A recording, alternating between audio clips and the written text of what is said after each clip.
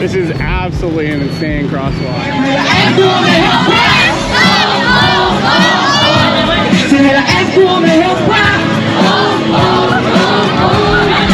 What is poppin', folks? It is day 2 in Vietnam, or the first full day. So I am walking down. I'm going to a cooking class. We're gonna go meet down by one of the markets and do a bit of a tour market, pick up supplies, then head back and start cooking them. So I'm not sure I can record. I'm gonna ask them, but pretty excited, and I'm excited to show you guys what I was able to make. So that's why it's sweet but a little bit spicy. Yeah, it's really nice. You know, the candy. What is popping, folks? This is Future Zach. I just feel like in this video that I didn't do the best job explaining what we were doing, but we are here in the Bến Thành Market here in Ho Chi Minh City, or Saigon. I ended up taking this cooking class through the Provincial Table, and I did the immersion cooking class and wet market and booked through TripAdvisor or Viator. This was a really cool class. As you can see here, we're exploring the market and the different aspects, and we're learning from our lead chef what the locals are buying, the spices we're using, and the seafood and meats that we would use to prepare these meals. So it was a really cool opportunity. I had been to this market back in 2016 when I was originally exploring Vietnam, but this was definitely a really cool experience, and I was really happy that I ended up taking this class. All right, this is my teammate flexing up some of the 5 spices. We're in pestle. We're working on hummus. These are the other teams. They're grilling some veggies up, with chicken in the pot. So in the first part of this class, the first item we were going to make was summer rolls, which is a rice paper outside. You wet it with the greens, and you ended up adding vermicelli noodles, mint, chives, cilantro, and you can make this vegetarian. It's great to actually ask for vegetarian while you're traveling in Vietnam. But in these ones, traditionally we either use shrimp, pork, or beef, and you kind of roll it into a burrito and you eat it nice and fresh with all these in a dipping sauce. There we go. I'll take it. Finished product.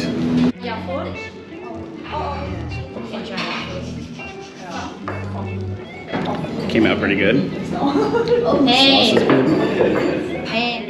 So for our second recipe, we ended up making this dish called LÚC Llợi, or dancing beef. And as you can see here, we had to learn this new technique, or new for me at least. And we had to put the beef into the pan and with the oil light on fire to make it dance. As you can see, it's pretty full on, and people were a bit nervous in class, but it was a really cool technique to learn. Like light a fire? Very happy. Got mine to light on fire. I got mine to light on fire. Ready, folks, the finished product. Did pretty well, I think. Looks good. As you can see here, for our last dish, we ended up making PHi GÀ, or chicken pho. I'm breaking down the chicken to add the vermicelli noodles, cilantro, onions, and we had a broth brewing with a bunch of different spices to finish out the final plate. As you can see here, here's all the dishes we cooked throughout the class. It was a really wonderful class. If you're in Ho Chi Minh, Saigon City, I would highly recommend Provincial Tables. What is poppin', folks? So I ended up booking a tour through Airbnb Experiences for the first time here, and it was a tour of Gwanghwaun, which is a historical tour. It was definitely a cool opportunity, and you're gonna see we're gonna get into some cool locations as we move throughout the city.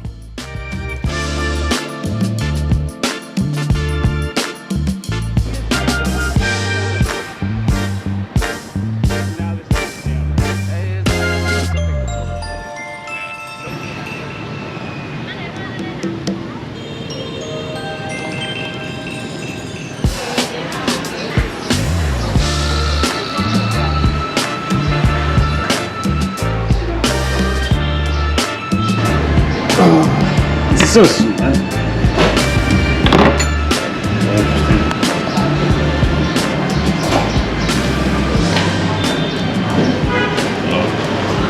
we go. There we go. Oh man. Jeez Louise. Oh, this is crazy. So this would be the weapons cache here.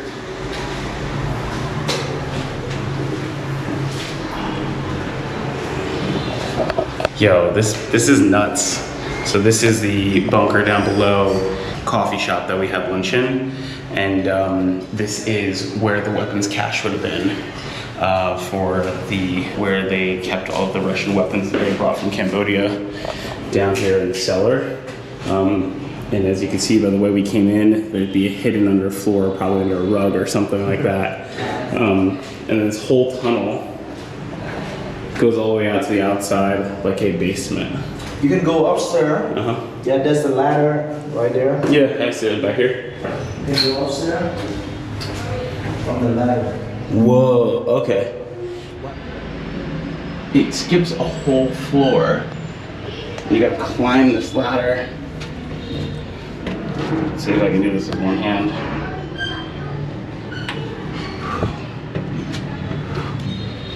A little vent outside. In this bathroom. And this would lead down to the cellar with the weapons. Jeez Louise. We're back upstairs again. Alright folks, the next stop, Burning Monk Pagoda, or Monument. Hey folks, so the audio got pretty messed up because we were so close to the road, but I wanted to explain the importance of the Burning Monk, if you don't already know. So the Burning Monk was Thích Quang Luk, who was a Mahayana Buddhist, and at that time, the southern Vietnamese government were kind of having practices that were targeting them and in a way that was, I guess, inappropriate. So what ended up happening is this monk ended up burning himself in self-immolation, in protest of this treatment of the Buddhist monks in the south of Vietnam. And what this ultimately ended up doing was protesting Nang Dam Nhiem, which was a politician at the time who was kind of leading these like persecutions and these archaic policies, and it really had a big impact at the time, and it's one of the best known photographs in the world. And ultimately at the time, with JFK commenting saying that this was one of the most emotionally invoking images ever caught.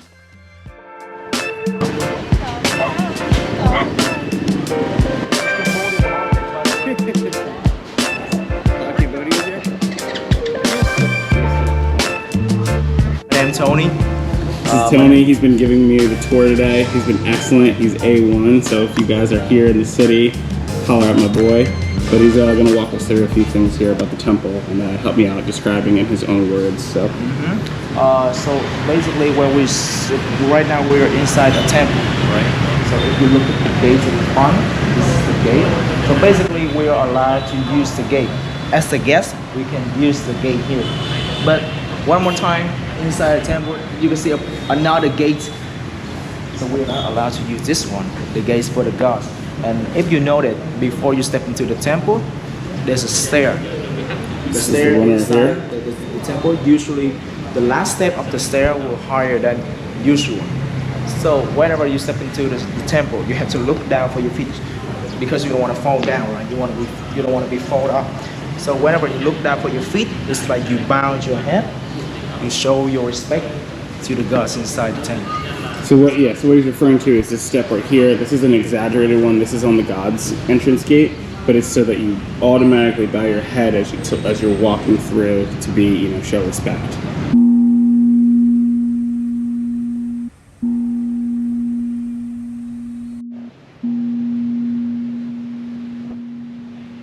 All right, we're in the back of this coffee shop watching him do his thing. So right now, he's gonna pour a lot of hot water on the top. Hot water to create a pressure to, pull out all of the coffee outside the coffee powder. By the way, about the water here, actually it was collected from the top, but because it was collected from the top, so it basically heavy smell and lots of bacteria. It's made from brown sugar and cement. Brown sugar and cement? Yeah, 84 years old already. That's crazy. And at the bottom, they're still using charcoal. Yeah, I see that. And today, you can use the electric stove, so this will be faster, more convenient. But the point is, the lady, she told me, there was a time she used the electric stove. And by the way, the material for the pot, it's made from clay. Yep. So basically, you can touch it from the outside. You can touch it. It's not gonna burn your hand. Don't worry. Right. But inside, it's hot enough to brew the coffee. Yep. You have some breakfast. If you're starving and you drink these types of coffee and you drink it too fast, this is not energy drink, you know. Don't drink it too fast, drink it slow, and make sure you are not starving. Otherwise, you may have some Like headaches, right? yeah, a little bit heavy. Yeah. All right, folks. So this is a little bit later in the day, but because there was no more rooms in the dorm, I had to get a private room tonight. So I just figured I'd give you guys a little show of what we have in here. So this is the room. It's actually really nice. About $45, I think, for the night. A little bit more than I want to pay, but it's really not bad in the long run. I've been doing majority dorms, and I actually really like this hostel, even though it's not the closest to everything. It's the beds are comfortable, the pillows are comfortable, it's clean, the staff are wonderful. This is Meander Saigon once again, just so you know. The thing is, it is a little hard to connect with people, but I'm just, you know, it's one of those things sometimes you get tired of just moving, and I will say it's been really nice to be staying at just one hostel for my time here. So I think the plan is to leave Tuesday at some point, not 100% sure if what time, or if that's the, you know, if we're gonna go through with that. My plane is supposed to be tonight, but the ticket's like $50, and I actually want to spend the next 2 days here in Ho Chi Minh. So I have a couple more things I want to do. I think I might take another tour, a food tour. I haven't done that here. I did it in the past in Hanoi, but I've never done it down this way. So I'm gonna hang out, rest a little bit. It's the heat of the day, and just kind of hang out here and do some photo stuff and video stuff, and just have a bit of a rest. I've been kind of going. I was out last night partying. I have like a few clips you'll see from this bar we're at. Really cool, tons of people from international, local. It was a really dope time. So that being said, let's talk about the tour we just did. Wow, so good. The tour was really amazing. My guide, his American name, he had picked for himself, I believe, is Tony. He was awesome. He was wonderful. I highly recommend you going with him because it's great to have another person. It's great to have a person who is aware of current, you know, situations as well as the past, and able to give you kind of a multifaceted look into how young people today are seeing things in a country like Vietnam. So for those who don't know, Vietnam is a communist country, and there's a vast difference between the North and the South, both in culture, food, and even how they relate to one another. And you know, it was just fascinating to hear his takes and his thoughts on just where the country's been and where it's going. So really recommend him. Remember, when you're touring with him, you got to instigate the conversation. You know, you got to be the one to ask him some of these hard-hitting questions. He is the guy to answer it for you. So with that being said, I'm gonna take a bit of rest. I will see you guys in a little while.